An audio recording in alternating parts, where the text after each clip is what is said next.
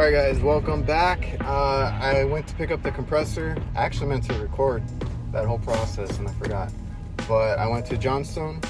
They had it in stock. We got a new compressor. It comes with the starting components, a new box, so we just have to take out the old one, put in the new one. It's going to be a tight spot to do all this wiring if it's exactly the same, which more than likely it will be.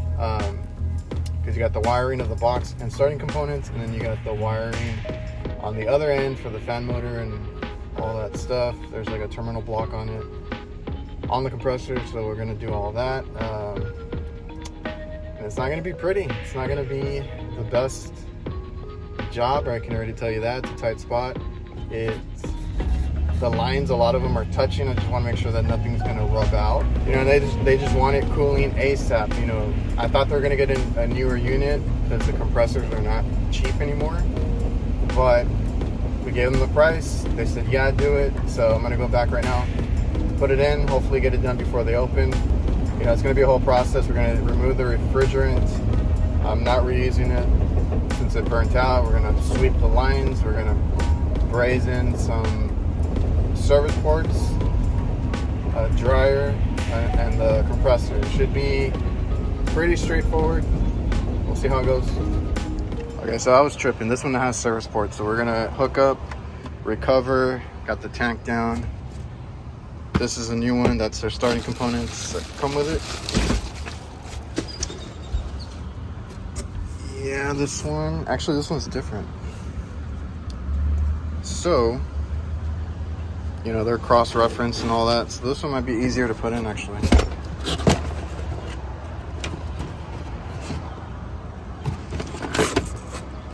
We'll see how it goes.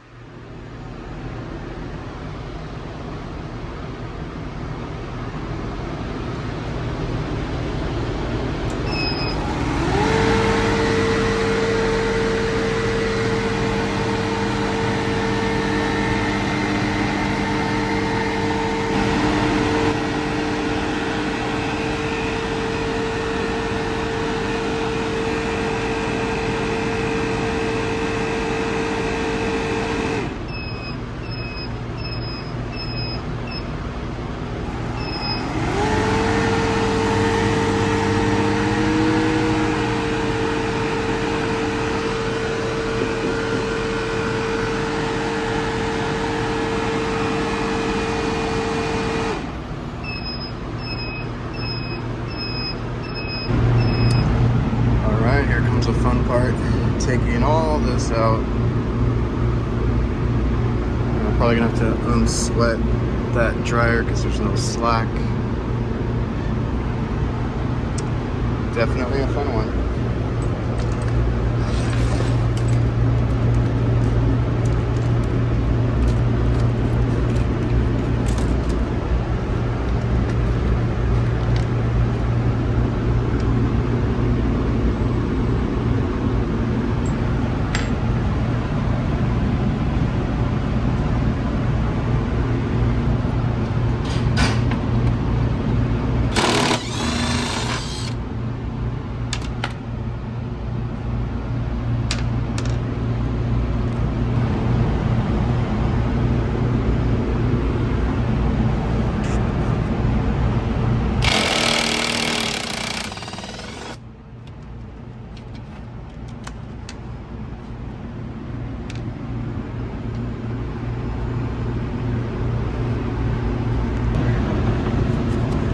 Of course, that last one is hard to get to. I got 3 of them. Let's remove this bracket real quick.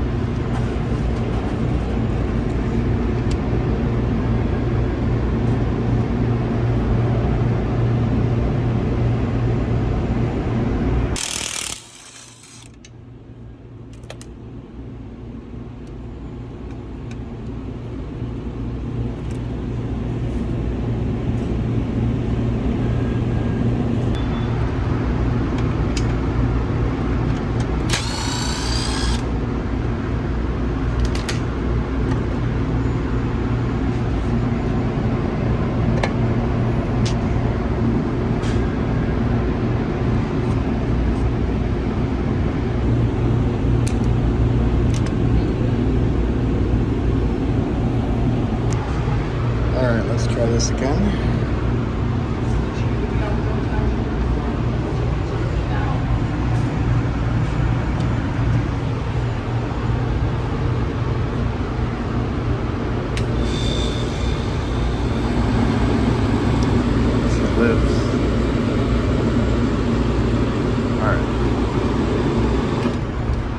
Alright, so I'm not too ashamed to say that I misdiagnosed that one, but I caught it. So we're not going to put the compressor in, and thankfully, even though I recovered the charge, there was still a positive pressure. So I'm putting the refrigerant back in. It worked. It started to cool. So I'm going to go get the parts that I need because I don't have the start capacitor. I'm using a universal one. I don't want to put that one in there. It's kind of overkill for that kind of unit. So I'll admit, or I'll be even more honest, when I first went to check that unit, I was in a rush. It happens. And it took me, removing the plate to slide it out. For the life of me, I couldn't remember how to take off that little box that goes connected to the compressor where everything connects to. Because the other day, it's such a tight spot. I did remove the cover, but from what I saw, it looked like everything was connected. So everything was in its spot, but there was one broken, which I want to say was the run terminal or the wire to it. And then I had another wire that was shaved, and I'm gonna have to put, I don't know if I have enough slack to redo it, but I'm gonna put tape over it. And I thought it was connected and it wasn't. So when I connected it all together, I went ahead and tried it again and it turned on. And I'm not the kind of tech that will put the compressor regardless, because even if I got approved for it, like I said, I was in a rush. I told them, look, it looks like it's a compressor. I can't get it to start, which in my head, I was like, it's trying to start, but I mistook that for it not being connected to start. And they were like, yeah, just put it in, whatever. So I could have. Thankfully, I had not cut any lines or removed too much of it to where I would, be stuck in that scenario. But it's fixable. We're gonna fix it. All these burnt wires, which more than likely is just from a clogged condenser from the compressor, overheating, overamping. That's why maintenance is so important, and I can use this to kind of tell them that they need it. So this is a selling point as well. We need to fix all the electrical, make sure nothing's gonna happen, get all the components, because even though it's just the capacitors that are bad, even if it was just one, I'm replacing both capacitors and the potential relay, because those potential relays, over time, they can arc and just not work anymore, weld shut, things like that. There are contacts in there, and if it gets stuck for any reason, it's going to start popping capacitors again. So when I replace or deal with starting components, I like to replace them as a set. So we're going to do that too. So that's all they had, this Titan Pro one. But just so you guys know, like I've mentioned before, I don't really care too much about brands. This one's advertised as made in the USA. It is Hvacr. This one it says Georgia, USA, but made in China. It's also Hvacr. A lot of these companies are the same company, just different branches. So same but different.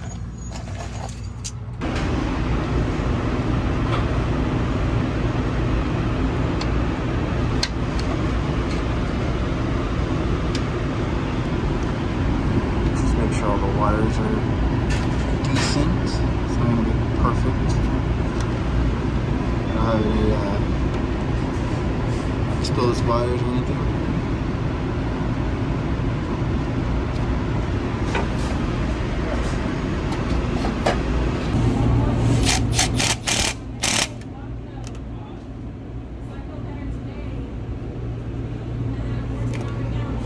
God, if you guys could smell this. I have to clean my tools big time.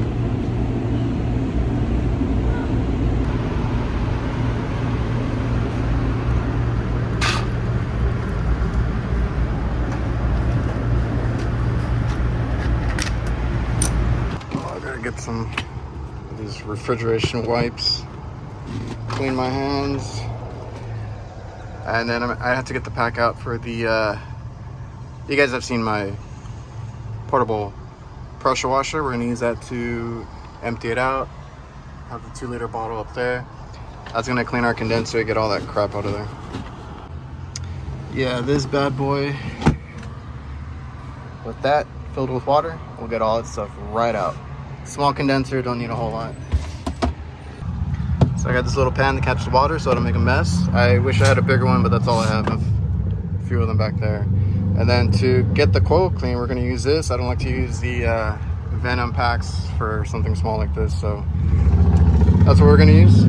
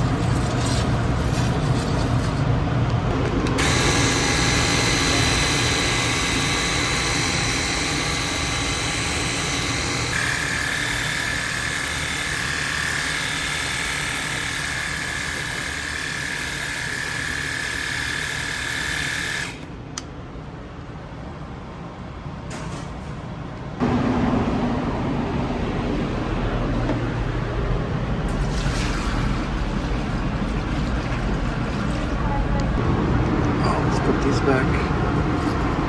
Oh, let's turn it on.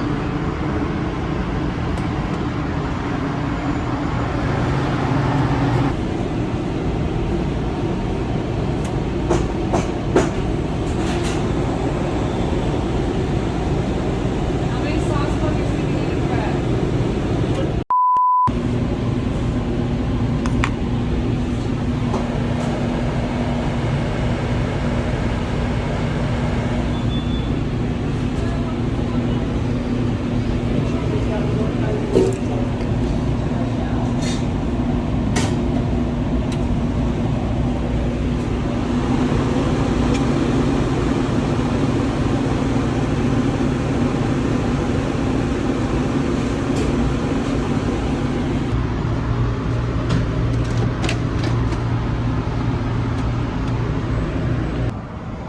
Alright, here's the new one. It should match up the same. Let's see. And then make one of these dryers work. Alright, so I'm getting rid of this whole thing. I don't trust this wiring. Pretty straightforward. You got power, compressor terminals, and your fan.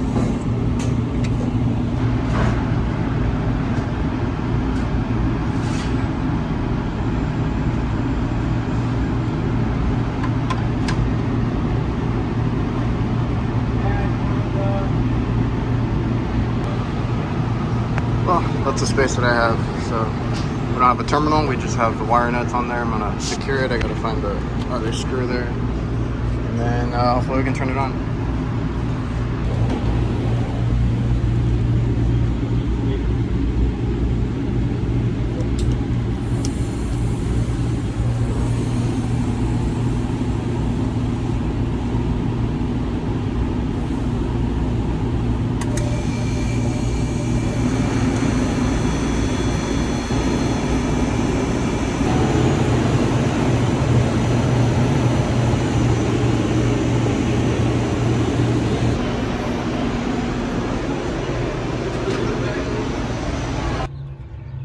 I'm messy too sometimes. I work through lunch. I'm gonna take a lunch, but the unit's working.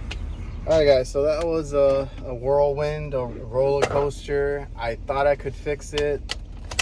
Was right from the beginning, even though that wasn't a good diagnosis on my part.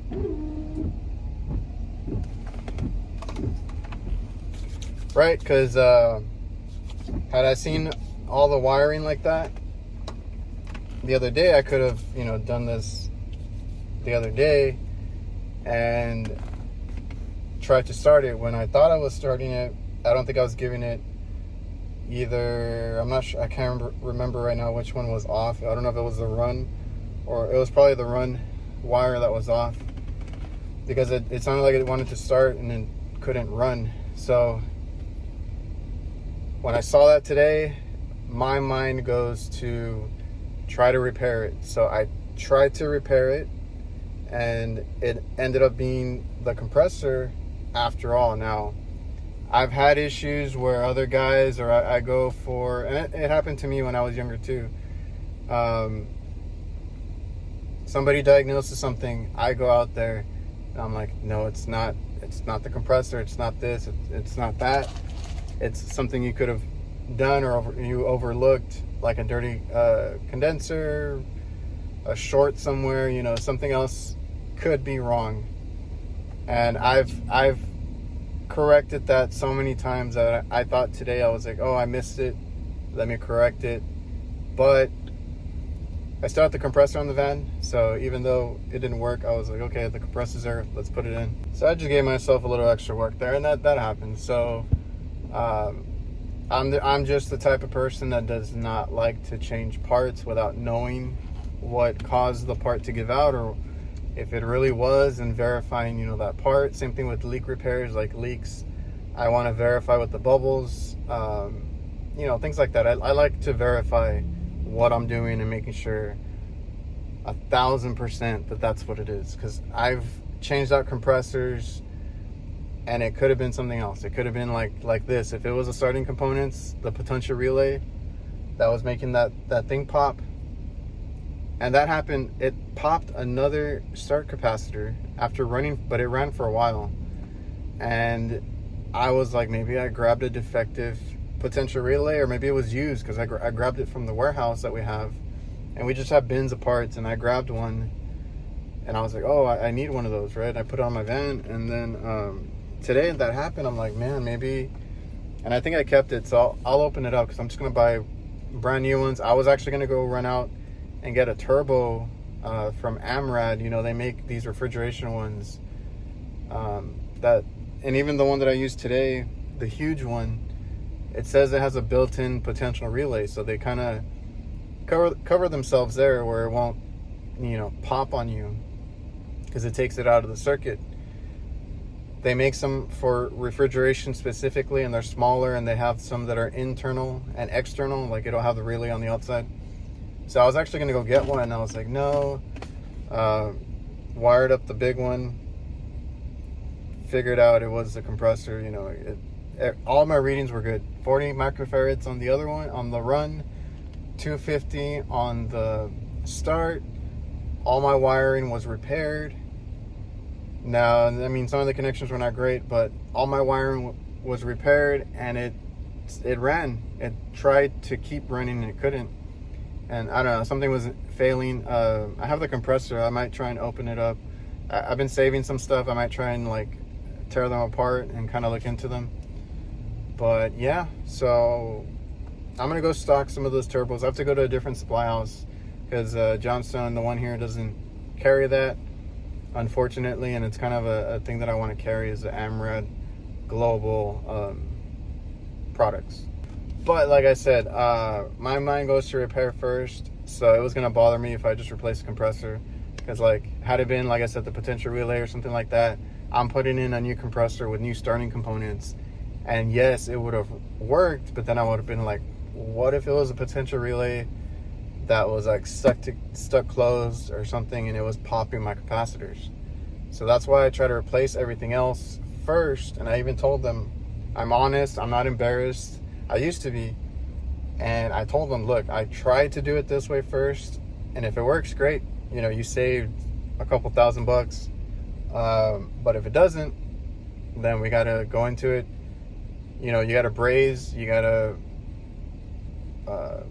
vacuum, recover. We gotta do all this stuff to do that, versus, you know, if it's an electrical issue, I can just replace electrical parts pretty quickly. Now, this place was a mess. I tried to clean up as best as I could. They have other issues. There's bugs in there. There's other stuff that might have been contributing and kind of eating at stuff in there or getting on that stuff. You know, you guys that do AC, you might see snakes, frogs, different things that jump onto those capacitors and make them pop. So that could have been a contributing factor. But like I said, we went in there and we cleaned everything out. We repaired the wiring. We replaced all the starting components. I double checked everything and it still failed. So, you know, that's that. Yeah, let me, I worked through lunch. Let me take a lunch. It's raining outside. So I'm not going to do any roof work. Thankfully, we don't have any ACs that are down. So the weather's been kind of cool today. We have other guys trying to knock out some other small coolers like I was doing. We got a lot of kitchen work, you know, commercial kitchen equipment. And I should go and do paperwork if it's going to be raining. Eat something, get some paperwork done. We have to quote out some compressors that some customers just waited until it got hot again to get around to. So perfectly fine. Now that it's warming up, we're getting super busy. Had a long day yesterday, and these videos will probably come out one after another. Went out to the island that's 2 hours away for me. Changing out a unit that should have never been done there, but you know, customer wanted it, customer got it done. I noticed that's how they do these other locations that I've kind of been curious about. Honestly, it works. They got it going, but we stayed there a little longer, just waiting around for a crane, waiting around for this. Like, it was so unorganized, and it happens, especially if it's like 2 hours away. It's hard to get everybody at the same time. So I I got home around 8:30. My live stream, if you guys notice, one of my live streams, I'm wearing a work uniform. I literally got home at 8:30. My live stream starts at 8:35, and I went straight into it. Did not want to cancel on my guests. I had a really great guest. I have a lot of really good ones lined up. I'm trying not to miss them, reschedule them. Normally I would if I'm tired, but it was a podcast on stress, frustrations, and I was going through it that day, so I was like, a perfect day to do it. I was frustrated at work. Getting out kind of helped me talk about it on the podcast. So if you guys like I said, if you guys did know, there's a live stream and podcast every week on Tuesdays. If you can watch it live, great, join the chat. If not, you know, it's instantly available for you to watch right after it's streamed. And then the next day, which is today, I need to get on top of uploading it to any podcast platform. So Spotify, Apple Podcast, iHeartRadio, Amazon, you know, all the different ones that you might listen to podcasts on. Or if you don't, I highly recommend it. It goes live podcast version the next day. So I'm going to get on that right now. Paperwork, upload the podcast, and it's a rain day. Probably call it a day there. Alright, so that call just kept on giving. Capacitor popped on my S-Mans. Can hear a tone, but display doesn't come on. I have to send that out for repairs.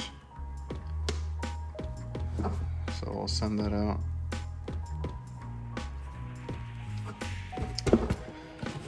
But yeah, and I didn't show the vacuum, the microns, all that stuff. I was already kind of frustrated at that point, and I needed to get that thing back online after wasting so much time with it. But it happens to the best of us. Hope you guys enjoyed, and I'll see you guys.